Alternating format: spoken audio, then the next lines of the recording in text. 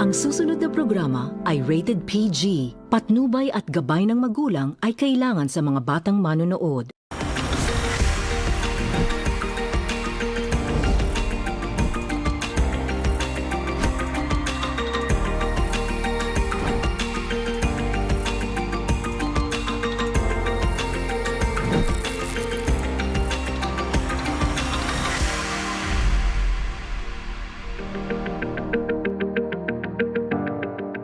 Good evening and welcome to the new Chairman's Report, which is now brought to you by IBC 13 and the Commission on Filipinos Overseas, or CFO.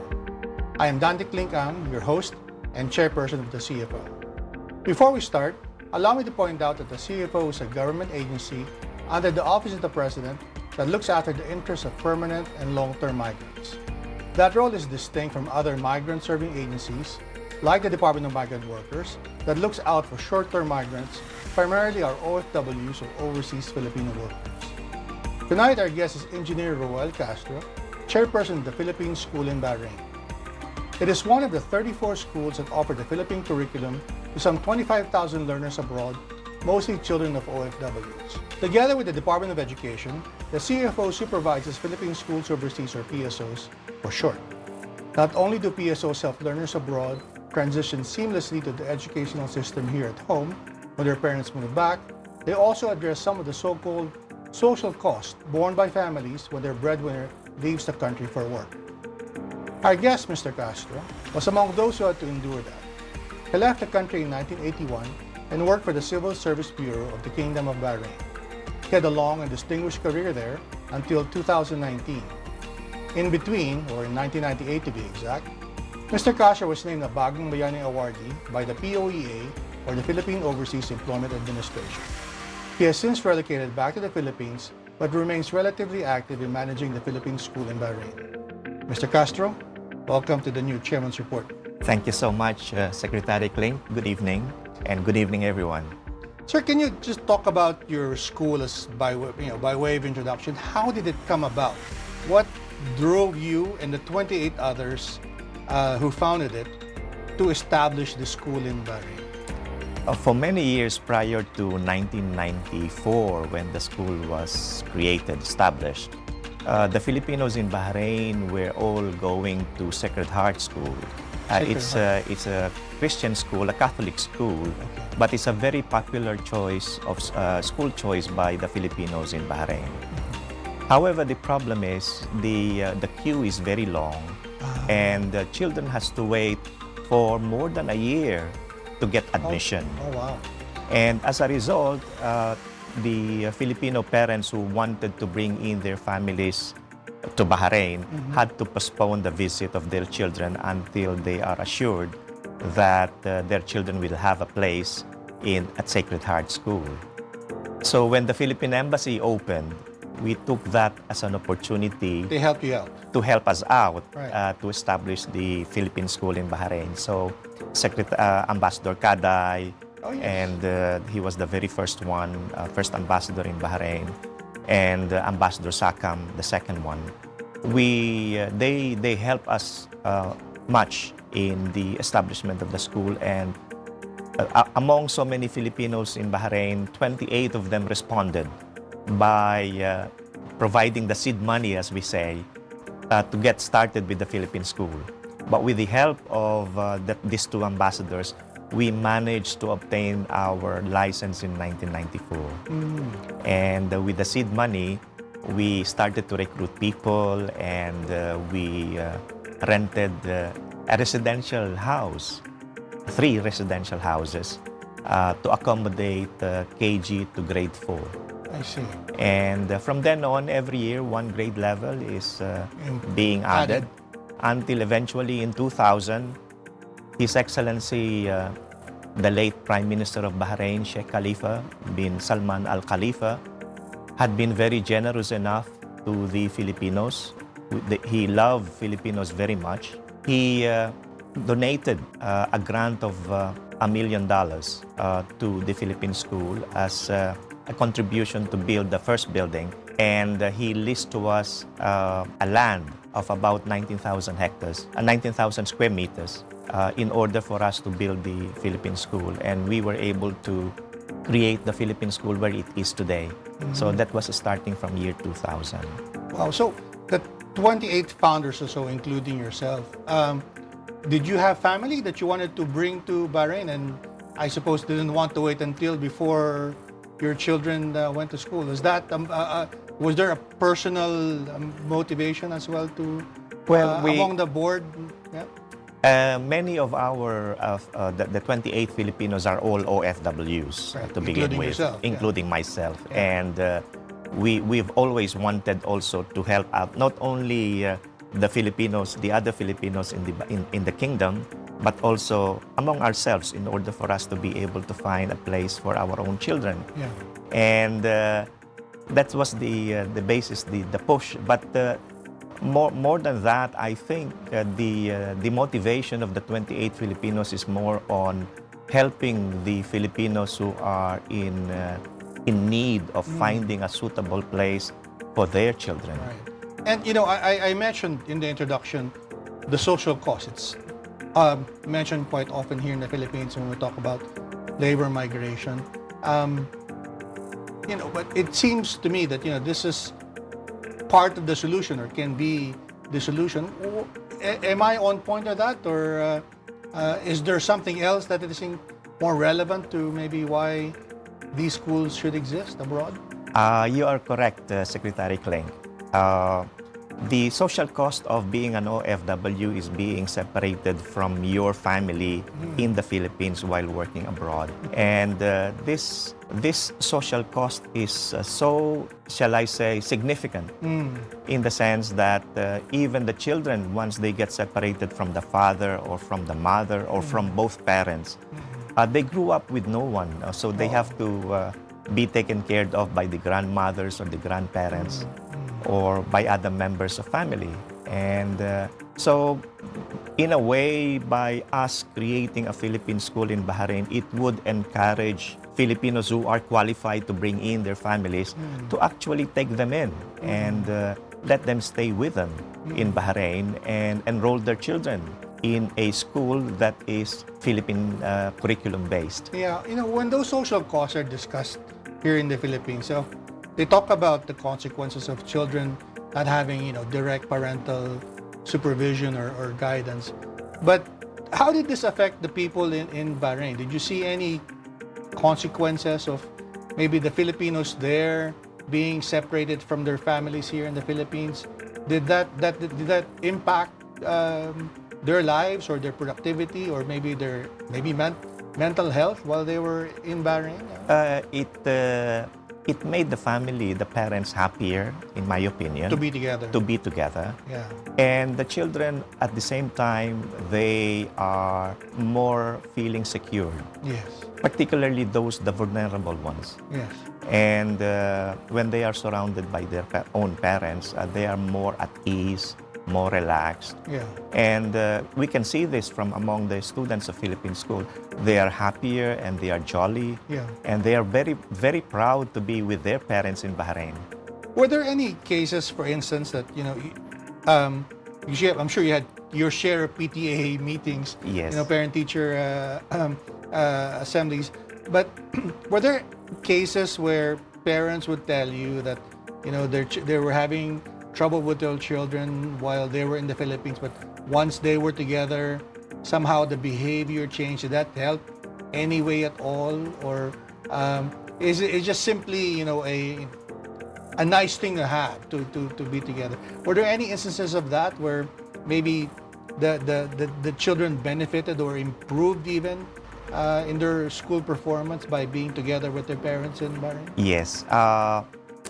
I recall a story whereby one parent said to us that this was before he brought the family, the children to Bahrain. And he was saying that his son wasn't studying very well in the Philippines. Right. And he is worried that he might be into vices, you know, and because the mother, who is also working in the Philippines, could not particularly supervise the child on a day-to-day basis. Yeah. So, but when the child eventually was taken into Bahrain with the wife, the child changed, and we saw that the child's performance in school, okay, yes, there was a problem at the beginning, but eventually the child improved. He made friends, and he studied well, and he became happier that this position was better. Sure. So it wasn't probably it was no one's fault. There were some difficulties, but you would say in this case that it was better for everyone in that family. Yes, I would say so, yes. Yeah. And of course, the OFWs eventually come back to the Philippines, right? And as I understand it, was I correct when I was saying that being in a PSO helps them transition smoothly also when they come back to the Philippines, as opposed to maybe if the children were enrolled in another school that's not accredited by the CFO or DepEd. Actually, it works both ways. If a child of a Filipino OFW in the Philippines is going to transfer to Bahrain, even in the middle of a school year, they are qualified to get admitted in the PSO, in without our school. Have to go take remedial courses or anything like that. That is correct. Right. And or lose so time. Yeah. that is correct. So the seamless integration works both ways. It's going to Bahrain because the PSO is the same curriculum as the original DepEd schools where the child come from, and it is also working the other way when they eventually move back to the Philippines. So the transition is very smooth. There is no problem. And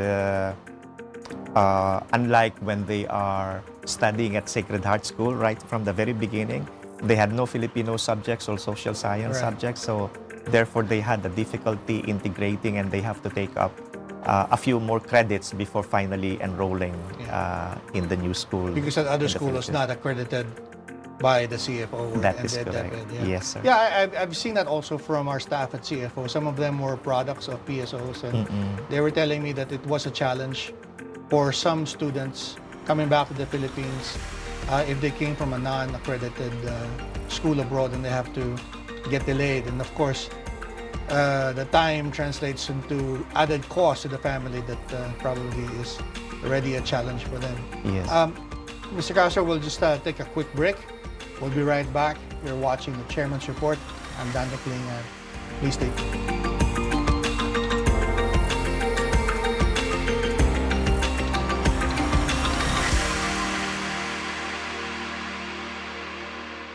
Ang radyo ng Bagong Pilipinas. D1 1206 AM, the future of AM radio. Happiness ba ang hanap mo?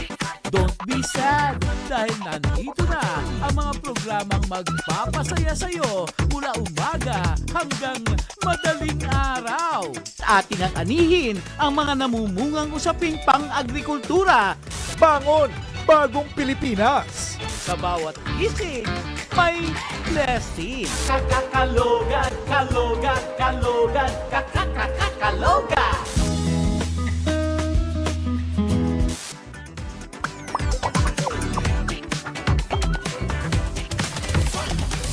From news to commentaries, na mainit-init pa, to talk shows and podcast, na bet mo. Unlimited serbisyo publiko na para sa iyo. At huwag usawa na sayawan at kantahan. Non-stop to non-stop dahil gising kami all day and all night para sa iyo. Ang radyo ng Bagong Pilipinas. D1 1206 AM, the future of AM radio.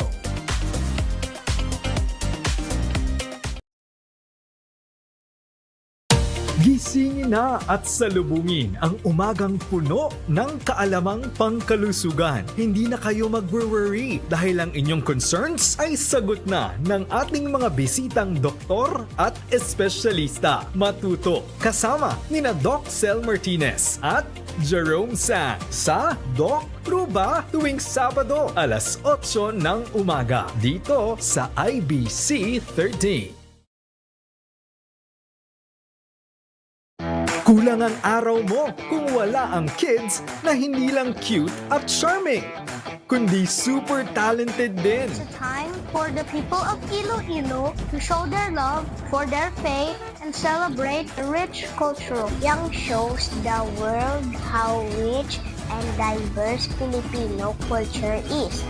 Panoorin sila sa Talents Academy every Saturday at 4:30 p.m.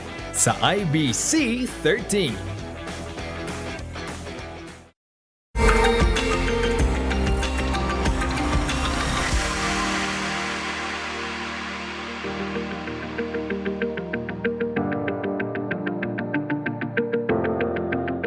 Welcome back to the new Chairman's Report. I'm 𝐸𝐴𝐚. We're talking to Engineer Reuel Castro, Chairperson of the Philippine School in Bahrain. So you mentioned a while ago that one of the things that make you unique is that you offer the Philippine curriculum as mandated by DepEd. But I assume you also follow the regulations imposed by Bahrain. It's difficult enough to follow one country's rules and policies. You also have to contend it with another country. Can you talk about that? Is that challenging at all, or it somehow made it the country made it easier for you, or what was your experience? Bahrain has a different way of regulating schools that are in Bahrain. Okay. And there is a difference in the way the system works. Mm-hmm. So, for example, they require that the teachers that we employ should be also approved by them. Okay. And of course, the process, because it's not non-standard review of qualifications, it takes a little bit of time before they are able to give us the final approval. And this is necessary to give due recognition to the profession of the teachers from the point of view also so of just to the, clarify, you do this because you recruit from the Philippines. from the Philippines. Teachers who are familiar with the Philippine curriculum, and you bring them to Bahrain. To Bahrain, yes. So all our teachers are from the Philippines. Yes. And they all possess qualifications that are acceptable to the Philippine Department So of same Education. standards The same as standards. teachers Yes, here sir. in the country. Yes, sir. Now, from the Ministry of Education point of view, it is not automatic that they will recognize Right. the same.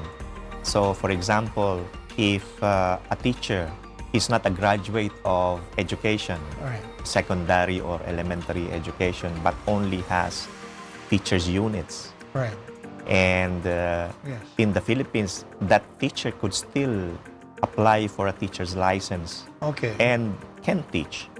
But in Bahrain, they do not approve people with no baccalaureate in education I see. itself. So it's kind of a little bit difficult because sometimes they will impose that requirement on us after we have already recruited the teacher. Okay. And we find out that it's not allowable. Okay. So for the time being, the problem is what to do with the teacher. We cannot just simply terminate. They're on your payroll already. Yes. Okay. So, and we have to find a way of accommodating the employment of the teacher in some other ways, while at the same time complying with what the Ministry of Education wanted.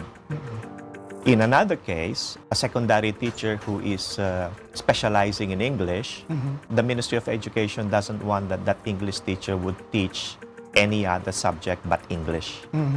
So in our DepEd system, there is a possibility that that teacher could teach another subject that may not be Right. related to English. So we have to, again, manage that situation in the sense that the ministry, once they discover that that teacher is teaching another subject, they will report that to us as a violation of the approval.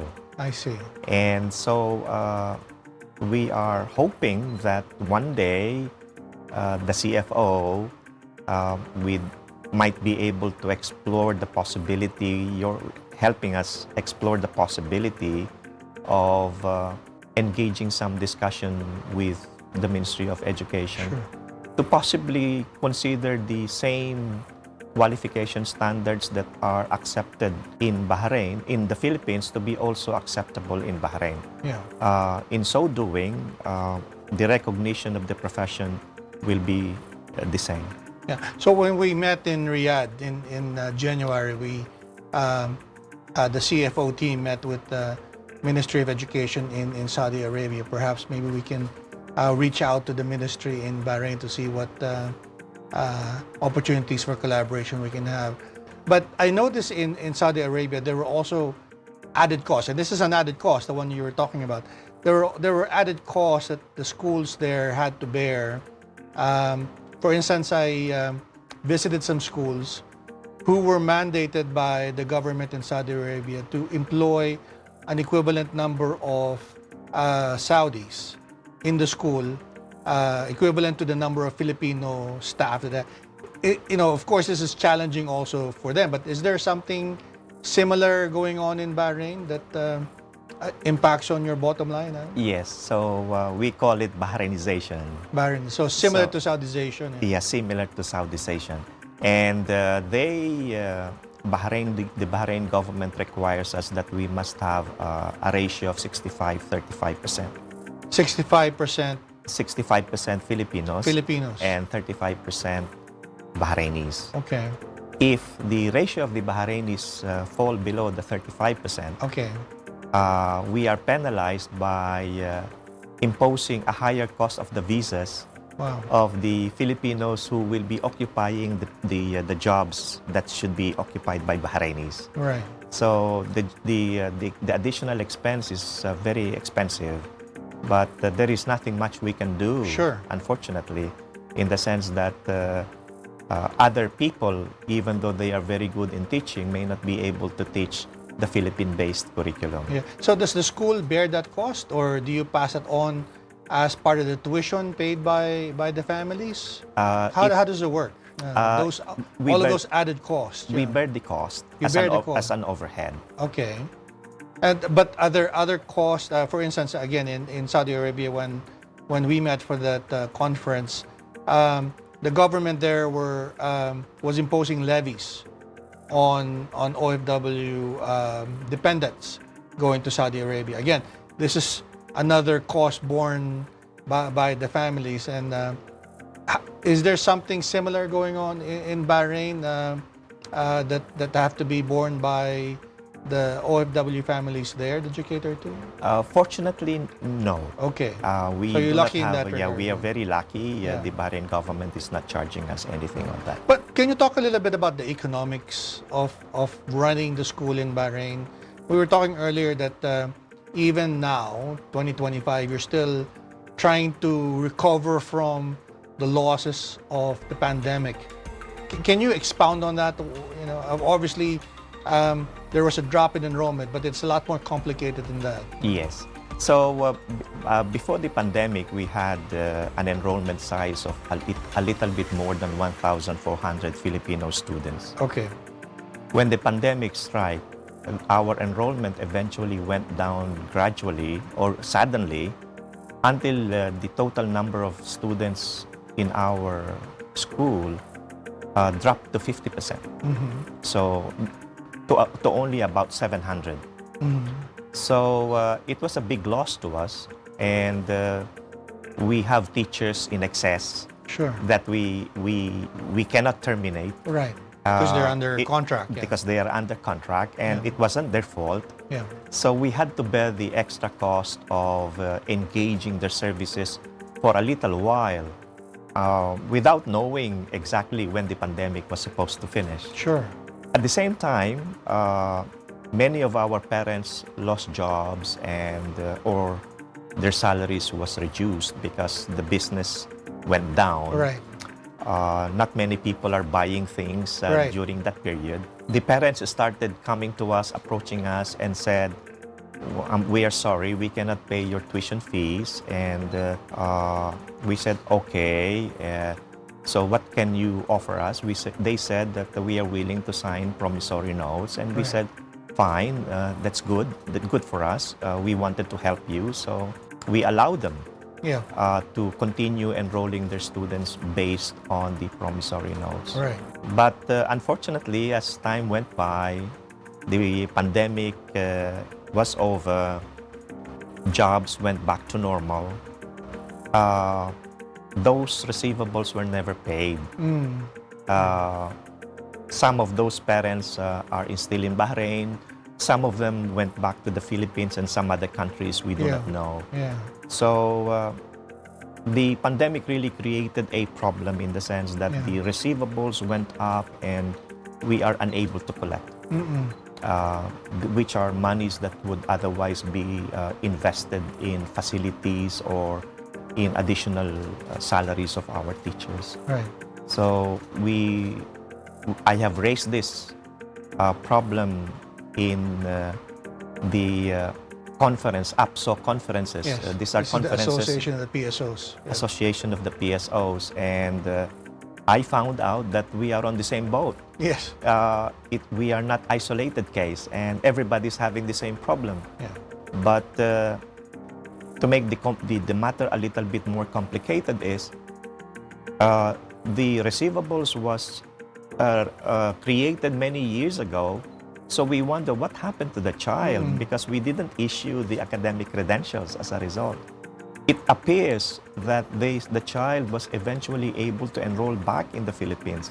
So how could that possibly happen? We are not very sure. Yeah. And we have requested the Department of Education Yeah. to extend some help to us in finding out How they can how help you. they can control the enrollment of these people through the automated system, the Yeah. LRN system that they Yes. have. The learning resource number.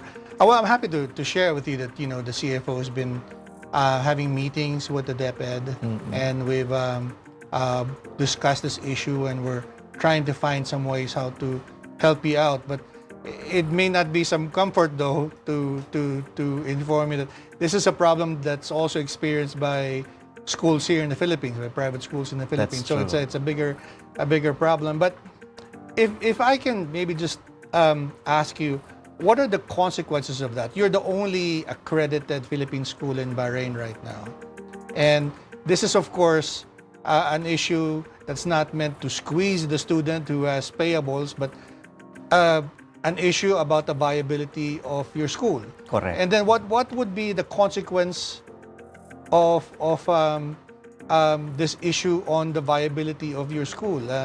What will be the alternative of the learners, the Filipino learners in Bahrain, if you cease to exist?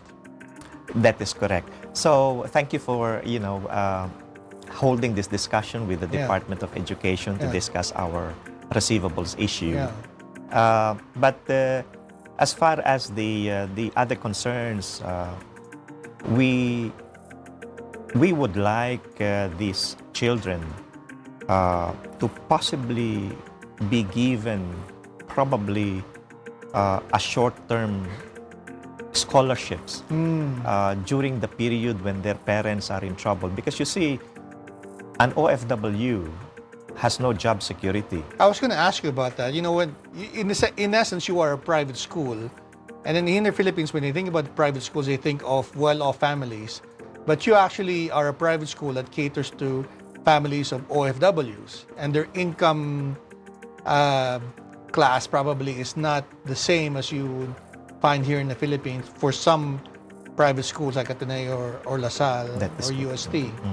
So I was wondering, is that why you also bear some of these added costs that you were saying a while ago?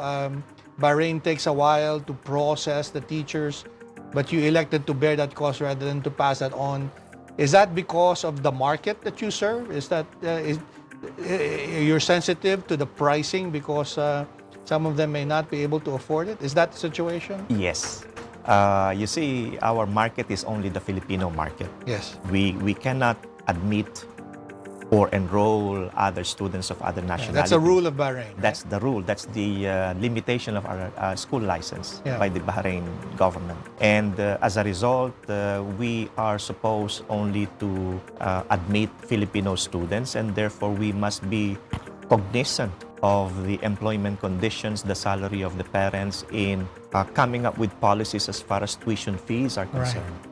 And we are very happy to say that the Philippine School in Bahrain offers one of the lowest tuition fee among other foreign schools in the kingdom.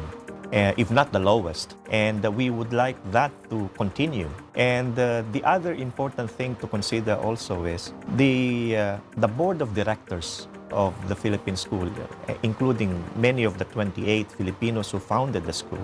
They were all overseas OFWs. Yeah. So our sentiments are with the You're parents. sympathetic, We are very sympathetic with the situation of the parents.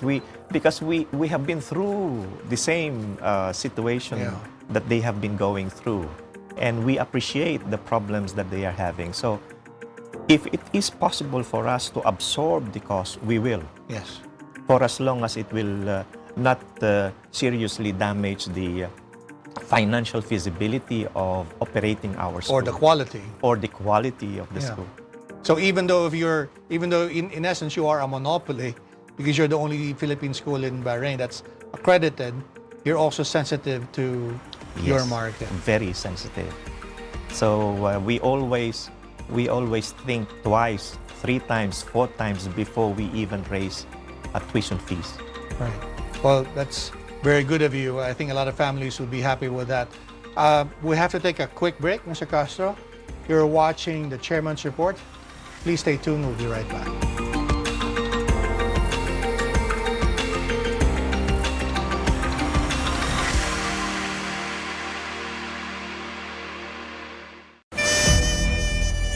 Hindi pwede rito ang lamok.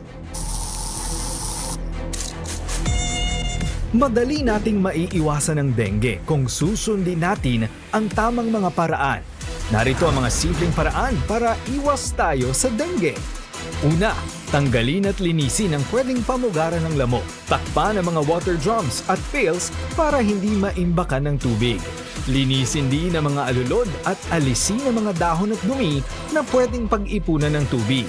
Maglagay ng screen sa mga bintana at pintuan. At huwag kalimutan, itapon ang mga gamit na hindi na magagamit tulad ng lata, bote at jar na pwedeng pamugaran ng lamok. Ikalawa, protektahan ang sarili. Magsuot ng mahahabang pantalon at long sleeve na damit, lalo na kapag lalabas ng bahay. Gumamit din ng insect repellent ng regular para maiwasan ang kagat ng lamok. Ikatlo, magpakonsulta agad. Kung ikaw ang iyong pamilya ay may lagnat na tumatagal ng higit sa 2 araw o may ibang sintomas ng dengue, huwag nang maghintay na lumala ito. Magpakonsulta agad sa doktor. Panghuli, fogging. Oo, fogging. Pero tandaan, magpa-fogging lang kapag may outbreak o hotspot ng dengue sa inyong lugar. Hindi ito pang araw-araw, kundi pang laban lamang sa malalaking kaso ng dengue. Maging ligtas sa dengue, kaibigan. Payo mula sa IBC 13.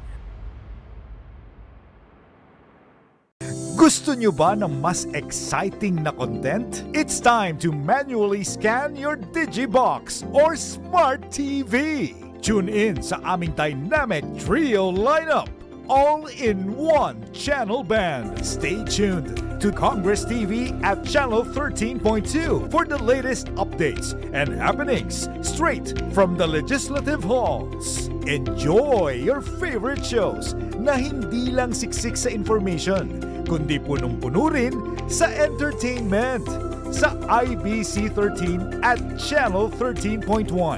At para sa pinakabagong balita, talk shows at music, stay tuned to the 1206 AM sa channel 13.3, broadcasting your favorite radio shows on your TV.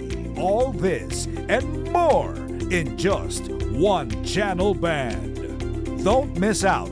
Manually scan your Digibox or Smart TV now to enjoy Congress TV at 13.2, IBC 13 at 13.1, at the 1206 AM at 13.3. Experience more. Enjoy more. Only on your TV. Travel goals? Hindi papahuli dyan si Diego. Look at that. We're gonna be hanging loose. Kaya swak ito para sa quick nature trip. Samahan Samahan siya sa kanyang adventurous trip habang tinutuklas ang bawat sulok ng Pilipinas at ang natatanging culture, cuisine, and everything in between. Sa Kultura, tuwing Sabado alas 11 ng umaga dito sa IBC 13.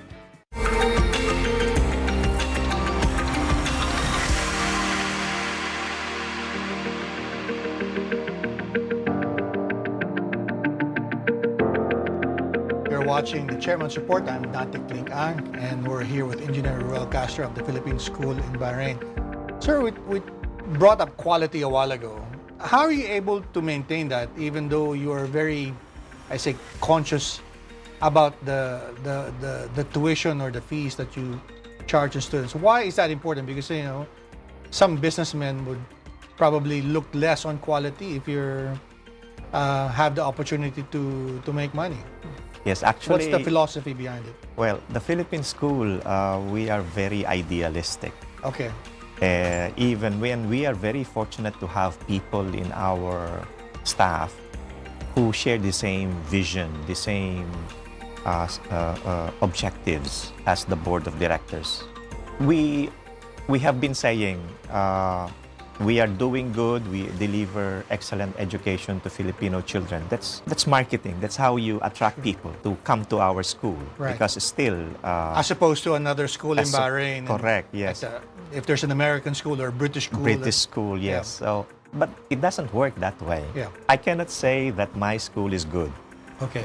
It has to be somebody else who should say Right. the school is good. Right.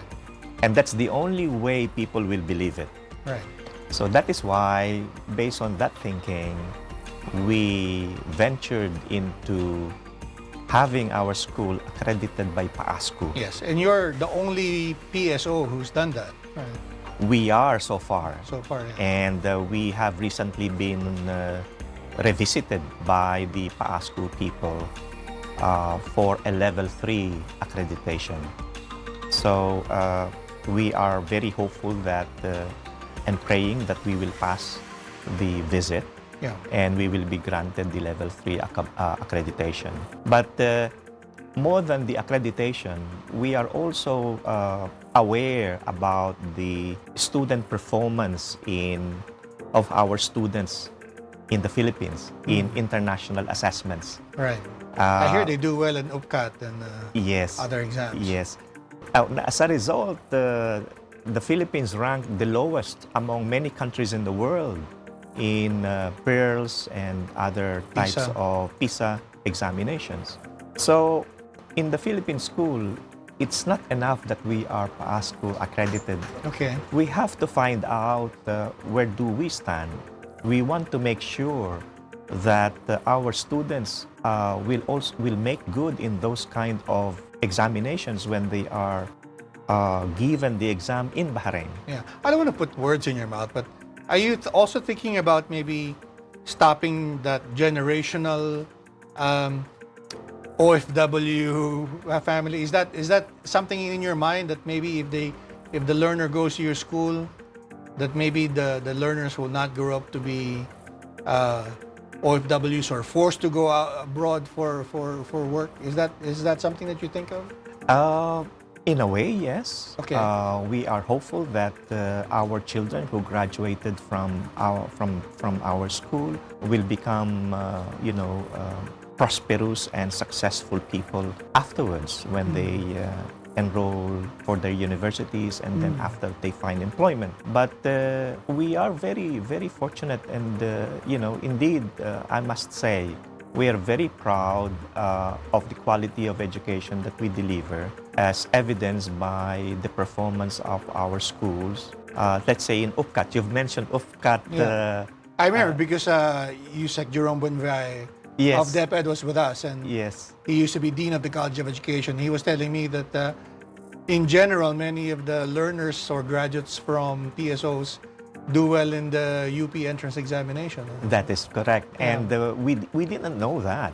Yeah. And we were very excited to hear that from him, Yeah. because the percentage of passing by our student is the highest among the different PSOs. Wow, congratulations. And that makes us proud, that makes us even strive harder. I was talking earlier about the PISA exam status of the Philippines, and as a result, what we have done this year, this current school year, is we are introducing what we call a competency assessment tool that assesses the competency level of a student in a grade level, and it will tell us whether or not that student possesses the grade level in reading and mathematics on the grade level, below grade level, or above grade level. And that tool also tells us what might be the appropriate interventions in order for that students to increase the level of competency, so that everyone at that grade level will be at par to the required grade level at that level before they get promoted to the next grade. This is very important because, as you know, the complexity of the subject matter, let's say in mathematics, gets more and more as you grow, as you progress to the higher grade levels. So we are hoping that with the introduction of this tool, we will be able to further increase the knowledge and the skill of a student in reading and mathematics. But you know, again, why is that important to you? Because obviously you don't face competition, right? I mean, you can probably get away without offering it. But why impose that burden on yourselves? As I said, we wanted to be the best. Okay. And we wanted the parents, the children, to be given what's due them. Okay. We would like the Filipino student, they deserve the best. And if we can help it, we will give it to them. And this is our only way of being able to give them this kind of quality education, so that when they graduate, we would be happy to hear where exactly they went, if they were successful, or whether they become a prosperous businessman or something like that. Yeah. President Marcos said that, you know, his dream is to make going abroad for work a choice rather than a necessity. Do you think the PSOs can play a role in making that happen? And what role do you think that can that be? Maybe in the short term, it would be difficult because nowadays we see that the children of OFWs wanted to join their parents. When the parents retire, the children who now graduated take their places in Bahrain. So they could kind of continue whatever the father has started. Okay. I think the reason here is they get familiar with the living conditions in Bahrain. Because they live there. And they live there, they live the life of Bahrain, and they learn to love Bahrain.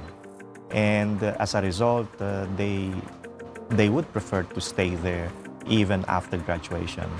But hopefully things will change. Now, Bahrain is changing. They wanted Bahrainization as much as possible to give more opportunities to their own citizens, to the locals. And of course, that's the obligation of the Bahrain government to their own citizens. So we can see that probably in the near future, the numbers may reduce. So talking about reduction in number, it will impact the employment or the enrollment of students in our school. I see. But there's no college in Bahrain there's no Philippine college in Bahrain. Do your students come back here? Yes. Okay. Our school is not yet offering any... so K-12 only? K-12 only. And after the 12 graduation, they return to the Philippines and they enroll in universities here. So maybe there's the challenge. The 4 years that they spend here maybe can be a life-changing experience for them, and maybe convince them to consider more options. Could be, yes. Especially if the economy of the Philippines improves and more job opportunities becomes available. Yeah, very quickly, because I have to take a break. is there something you think that CFO can do more of? Maybe to help you or make your dream for the learners possible? I think what's important here is, though they are living in Bahrain, they love to learn Bahrain. I think what is important here is that these children, the Filipino children, doesn't forget where they come from. Yes. The And culture, that's where we can probably step yes, in. the culture, the traditions should remain in the hearts of these children.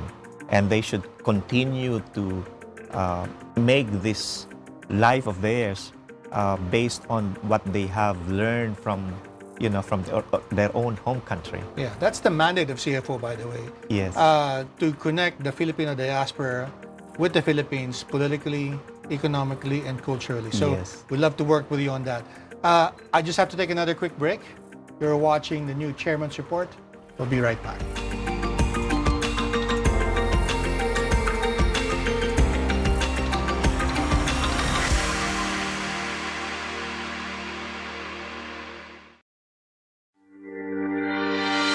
Kaibigan, are you getting confused with all the fake news?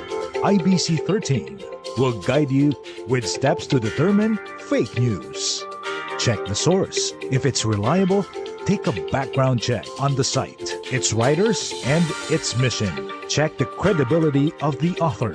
It might give you an idea on how trustworthy the author is. Check the date of the news or article. Sharing old news might confuse recent events.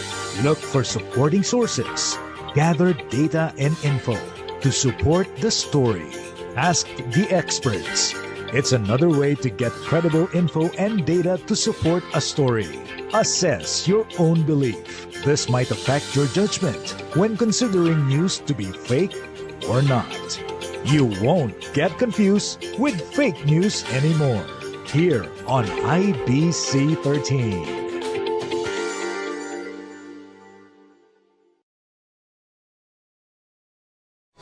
Kasama si Greg Gregorio, sama-sama nating alamin at tuklasin ang mga tungkuling ginagampanan ng bawat miyembro ng gabinete at ni Pangulong Ferdinand Marcos Jr.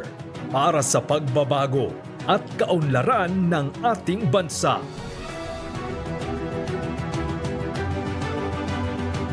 Sa Cabinet at Work, tuwing Lunes, 1:30 ng hapon, dito sa IBC 13. Kumusta mga sayanista? Let's go, mga sayanista! Halina't sumama kina Kuya Ro at Agham sa kanilang nakaka-excite na adventures habang natututo ng kamangha-manghang lessons about science and technology. Oh, mga sayanista, makinig na mabuti. Sabay-sabay tayong mag-explore, mag-eksperimento at mag-enjoy sa Sayanista tuwing Linggo, 4:00 ng hapon. Don't be late ha! Dito lang sa IBC 13!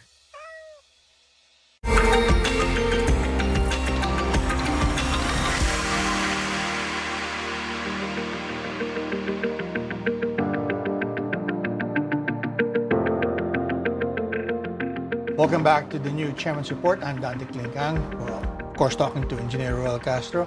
Sir, can we shift the focus a bit on yourself? I'm very curious about your own story, which of course runs parallel with your school. You're now back here in the Philippines after you retired from Bahrain. I met some school officials who told me that at least in Riyadh, there were some schools whose owners elected to migrate instead to North America, Canada, US. Why come home after so many years in Bahrain?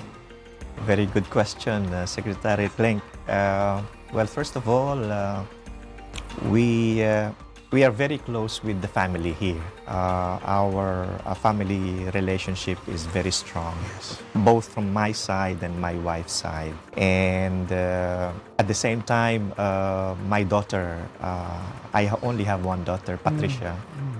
She has special needs. And she's also very close to her relatives, especially cousins and nieces. And we do not want that to be stopped if we migrate. I see. In fact, that's the problem of migration. You know, you at the beginning you get to be isolated a little bit until you begin to form friends with your, other Filipinos in the same place. So, but we're happy. We're happy, and I spend my time in other things. Apart from the school, I'm very active in our homeowners association. Okay. So even after retirement, even after retirement. Yeah. So now I am the president of the homeowners association in my area. I am also responsible for coordinating the senior citizen affairs for my area as well. Yeah. And also for PWD. So these are the things that... and on top of that, you're chairperson of the school. Yes. How are you able to do that from the Philippines? Luckily, during the pandemic, this Zoom and Microsoft Teams were discovered, and and we found it. Oh, this is a very useful tool to communicate with the school, and it makes it more economical also for the school, instead of me traveling and staying in Bahrain. Right. And then, rather than doing that, I might just as well be in the Philippines and communicating with them via Zoom or even Viber and WhatsApp. Sure, yeah. And so from 7 to 12, that's HOA time. Yes. But after 12, that's already 7 o'clock in Bahrain, morning. Right. So I have to stop the HOA work and attend to the Philippine School work. You have long days. Yeah. I've met a number of, switching topics a bit, I met a number of Filipinos who seem to think that once Filipinos like yourself leave the Philippines, then you forget about the Philippines. But then I meet someone like you who not only set up the school with 28 other founders, but you came back. Now, I've been telling people, at least from my experience, that when Filipinos leave the country, they don't forget about the Philippines. But what's your experience? Is there any truth that our kababayans abroad just completely forget and about where they came from and just think about their lives abroad? What's your experience? Well, I don't think so. Even if a Filipino decides to move abroad, migrate abroad, they never leave their country behind. Yes. In fact, and I know this for a fact, even people in Canada, the US, even in Bahrain or elsewhere, they try to sustain the livelihood of their families, both in Canada where they are or United States, and the families in the Philippines. So they never forget them. So with they help them, the education of their relatives, and also the allowances for the parents. Yeah. So without government telling them to do that, they do that on they their do own. that on their own. I can talk to you all night, Mr. Castro, but unfortunately, that's all the time that we have for today. I appreciate you talking to us, but before we go, would you like to leave a message with our viewers? Thank you so much, Secretary 𝐂𝐚𝐢𝐫, for this opportunity to be with you this evening. And to our viewers, I am very pleased to have given this opportunity to tell you about what the Philippine School is. If you want to learn more about our school, I welcome you to visit our website, psb.edu.bh, BH as in Bahrain. Thank you so much, and good night. All right, and good night to every one of you. I'm 𝐷𝐞𝐿𝐴𝐴𝐺. I want to thank Mr. Jimmy Policarpio for allowing us to do this partnership with your network. Keep on watching IBC 13, and please monitor the Commission on Filipinos Overseas website and social media posts. Thank you very much. Mr. Castro, thank you very so much. Maraming salamat po.